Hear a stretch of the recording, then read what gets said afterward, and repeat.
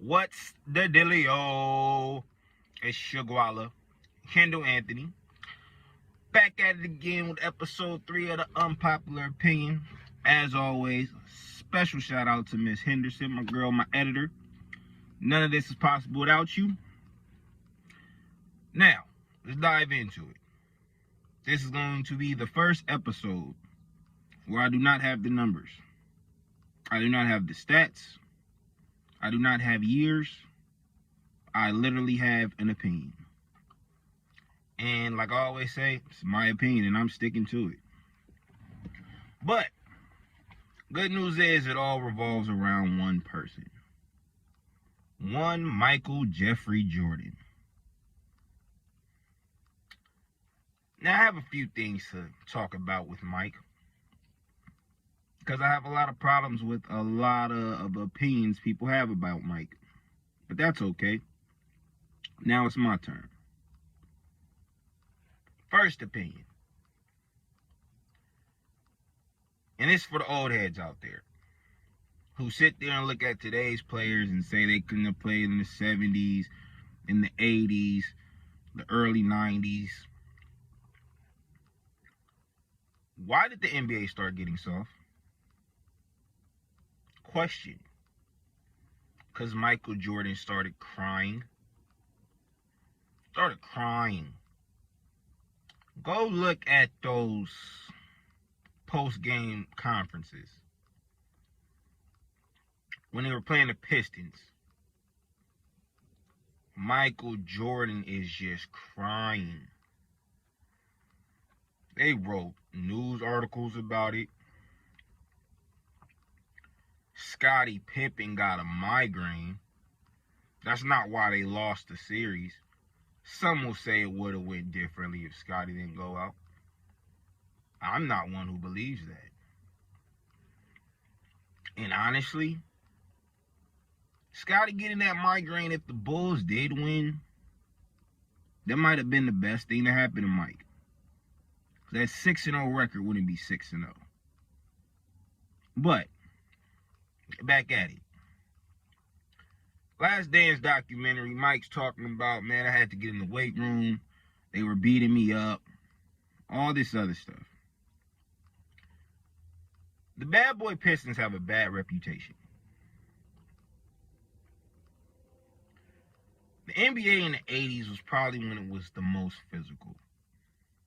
So you had the Cavs, you had the Celtics, you had the Lakers, you had the Sixers, you had the Pistons. All very physical teams. All very physical. But because Mike couldn't handle the beating that they were placing upon him, he went to the media. And he whined about it in the media. That's not playing basketball. That's not this. That's not that. And Scottie, unfortunately, backed him up. So the NBA started changing rules. They started being more dedicated to calling fouls and technicals and flagrants and all this other stuff, because Michael's the golden child. Because keep in mind, this is at a time where Magic and Bird are getting older. The bad boy Pistons had a bad rep. And they needed a face of the NBA. One Micheal Jeffrey Jordan. So they had to protect him at all costs.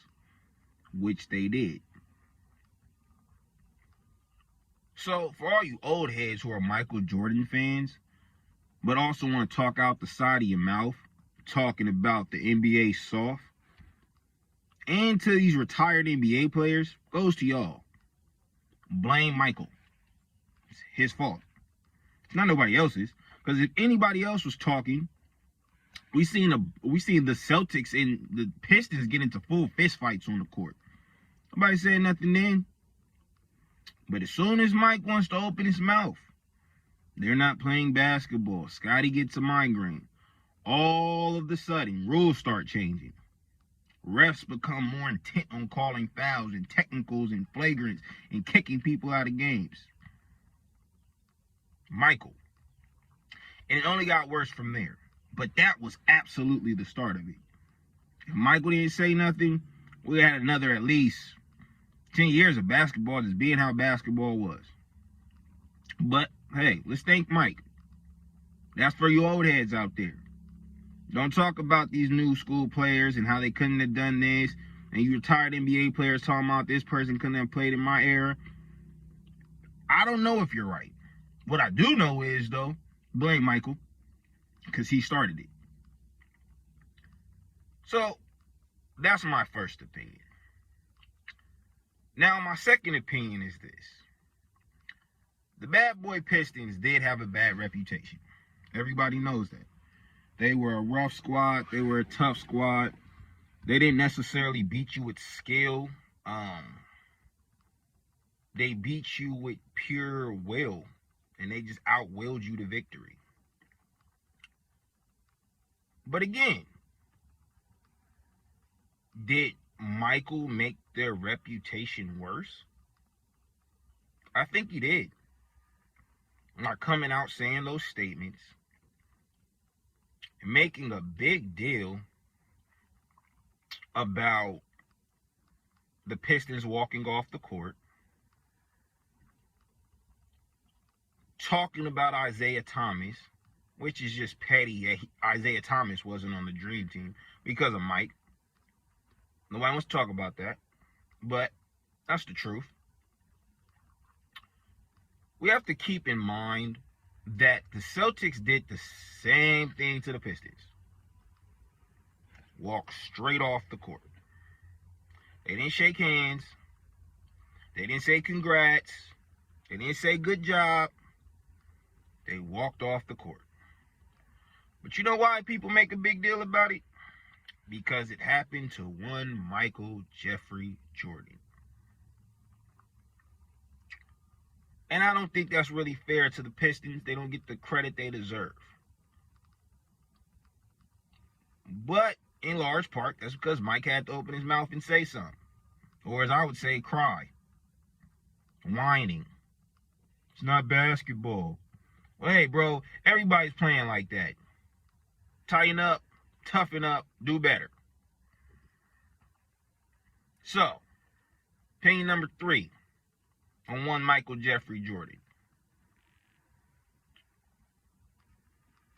He is a very overrated defender.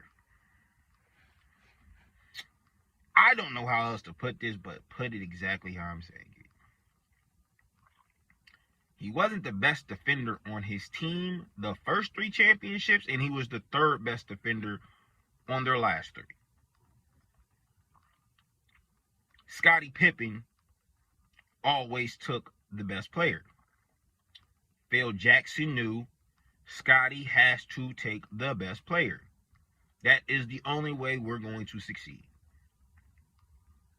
Which, in turn, makes it, I don't want to say easy, because in the NBA it's hard to score, less difficult for Mike to score on the offensive end, because he could exert his energy on that side of the ball. Nobody believes me?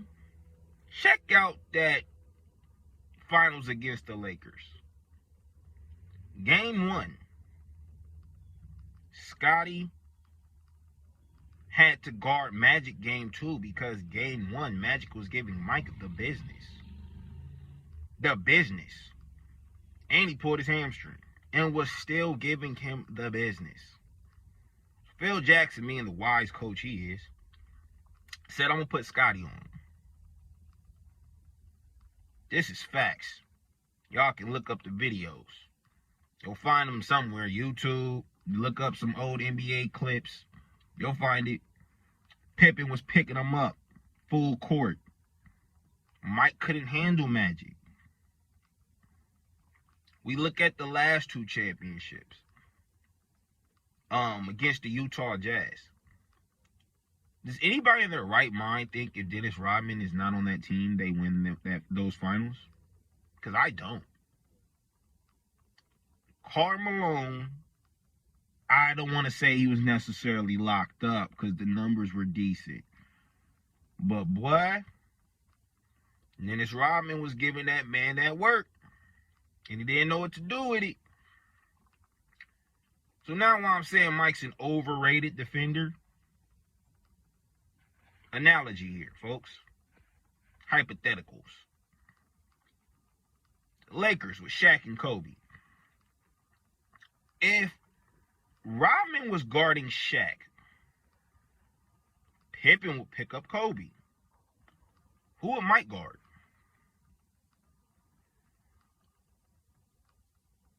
Therefore, it's real easy to look like a great defender when you're guarding the third best player on the team, or fourth. Because Ron Harper doesn't get the credit defensively that he used to put on point guards. 6'4" point guard, locking him up. Locking him up. Nobody wants to talk about this, though. It's always about Mike. Stop. He's overrated as a defender. He got those defensive player of the years and those first team all defenses because, bro, you guarding 6'2", 6'3 guards. You 6'6", bro. All you got to do is stay with them.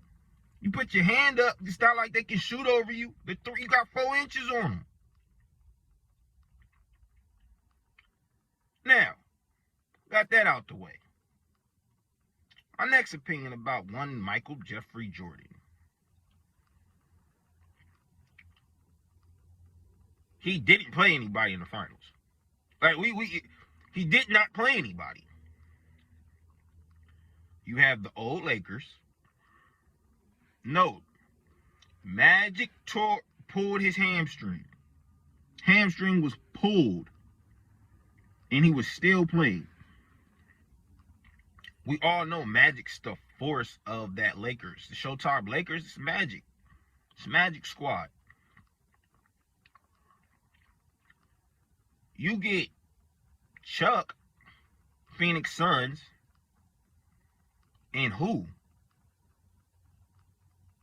And I guess that's what confuses me, because it's like, yes, he's 6-0 on the finals, but who did he play?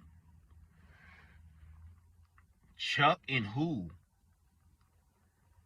Now, I know the players that were on the team, but come on now, man. All you had to do was contain Chuck. It's like LeBron in the finals against the Spurs in 07. He's playing with Anderson Varejao and Boobie Gibson. Stop LeBron.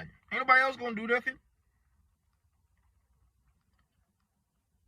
Go to the Portland Trail Blazers. Clyde the Glide Drexler. In reality, they kind of canceled each other out that series.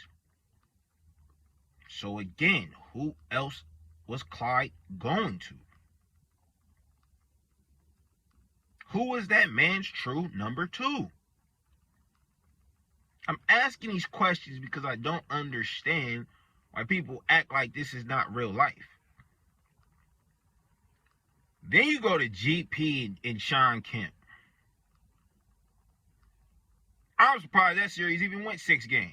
Should have been over in 4. Sean Kemp couldn't shoot like that. He could dunk. His mid-range was decent. And we all know GP, he was known for his defense, not his offense. Offense was good, but it's not like he was known for it. So now, we go on to the next line of business. The Utah Jazz, twice. Karl Malone, John Stockton. John Stockton is known for his passing. Not really a scorer. All-time assist leader. Karl Malone was getting guarded by the greatest defensive player known to man, outside of Bill Russell. So we're talking modern era. Dennis Rodman was guarding that man like no other. Dennis Rodman, I mean, if you ask me, he should have got 1 Finals MVP. I'm just saying.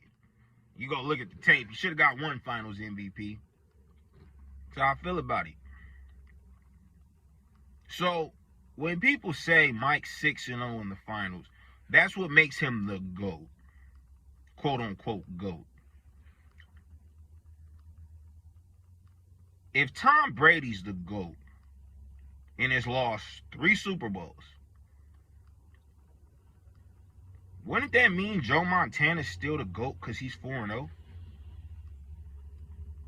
And I use Tom Brady because if we're talking championships and the amount of championships somebody got, Bill Russell will always be the GOAT. Nobody's getting 11 rings. It's just the chances of that happening is crazy. So I'm not going to sit here and do that. So next line of business to have to talk to about Mike. Mike without Phil and Scottie Pippen is just a scoring machine of Mike. Mike was not winning. He was not winning. Early part of Mike's career, he was not winning. Why was he not winning? Because he was just putting up great numbers. 50-point games, 60-point games, going crazy. Which is beautiful statistics-wise, but they weren't adding up to wins. He was getting bounced in the first round. He was getting bounced, swept. He wasn't doing nothing. And let's not also forget, when he came back from playing baseball, they lost to that Shaq Magic team. And if I recall correctly, Mike came back from baseball in the 45 jersey. Somebody on the Magic, I'm not going to say any names, chirping a little too much at Mike. Mike came back the next game in a 2-3.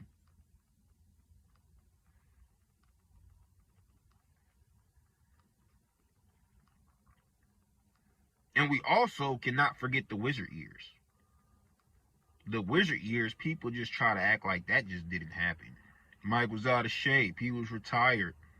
Only reason Mike retired because he already knew. Pippen's leaving. Phil Jackson's leaving. I'm not going to win without either one of them. Mike knew. He knew. A la Kobe. Rest in peace. Mamba. You're not winning without Phil because you become a solo act. Phil Jackson, arguably the greatest coach, I would say he is, knew how to put Mike into a system. Therefore, Mike was not stupid. I did not win without him. I'm not going to keep playing. Let me go out on top. And you had the greatest second fiddle in NBA history, in my opinion. It's a debate. Magic Kareem, but this is old Kareem. Bird Micheal. Moses and Dr. J. Shaq Kobe. Bron Wade. I'm going on and on. But Pippen consistently was there for Mike. And Mike knew, I'm not going to win without Phil, and I'm not going to win without Scottie. So now, last thing I'm going to say today. Those Bulls teams were good teams. They were great teams. Mike, cool, you can say he was the driving force. He always had the better team. When Mike did not have the better team, he didn't win. But people try to act like, oh, Mike's 6-0 in the finals. Yeah, he is 6-0. No, the Bulls are 6-0 in the finals. They was waxing everybody. Mike played his integral part, and that's fine. But every other piece of that team played their part. Talk about the B.J. Armstrongs. Going through all 6 championships. The Tony Cool coaches. The Ron Harpers. The Luke Longleys. He just rebounded, but hey. Pippen. Rodman. Kerr. Paxson. I feel like I said Cool Coach, but I love me some Tony Cool Coach. So if I did, I'm saying Cool Coach again. Those teams were better than everybody. You want to talk about a super team? A super team? Scotty, Mike, Rodman. 3 championships, and they were still going 6 games. If Mike's that dominant, close him out 4-5. Didn't, though. And if Mike was that dude, like everybody tries to say he's that dude, they would have did a little better. All I'm saying. So, to sum it all up. Thank God the Celtics and Pistons got old. Thank God Magic pulled his hamstring. Thank God it was Clyde and nobody else. Thank God he had Dennis Rodman. And at the end of the day, that's just what the truth is. So, close it out, folks. Mike's not the GOAT.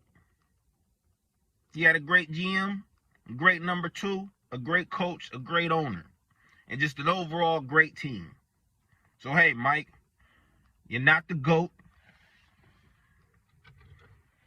Everybody get your water in today. It's my opinion, and I'm sticking to it. Wrap it up, episode number 3 of the Unpopular Opinion Podcast. My Beefs with Mike. And we out.